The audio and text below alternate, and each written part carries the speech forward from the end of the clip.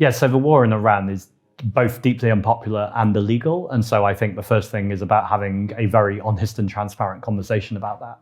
And we've seen the complete absence of that from the Labour government. We hear conversations about the special relationship and an ally. American planes are operating out of British bases. I think they'll be involved, yeah, maybe. But they should be involved enthusiastically. We've been protecting these countries for years with NATO.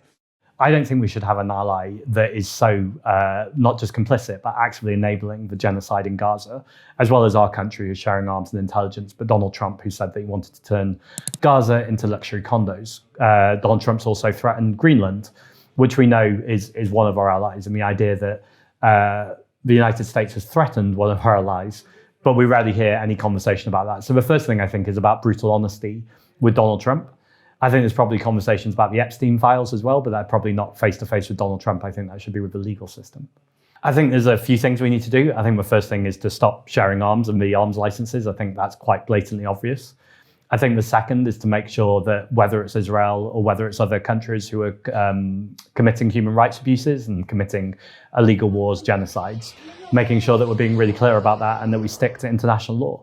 And the third thing, by the way, doesn't come from me. It comes from a man called Keir Starmer before he was leader of the Labour Party. He said that there should be a vote on any military intervention.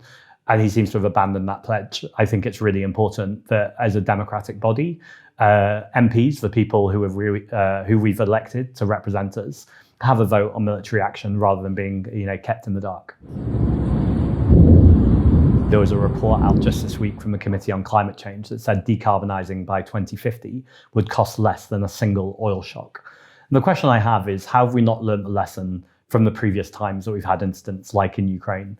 Why have we not doubled down on renewable energy? Why are we not insulating the homes? If we insulated every single home in Britain that needs it, that would reduce people's bills, vital in the cost of living crisis, reduce emissions, vital in a climate crisis, and it would create hundreds of thousands of good green jobs that could be in the public sector where people are paid properly, treated with dignity and care. So we needed to do this anyway, but yes, Iran should be an absolute wake-up call that we can't just keep repeating these cycles of not taking action.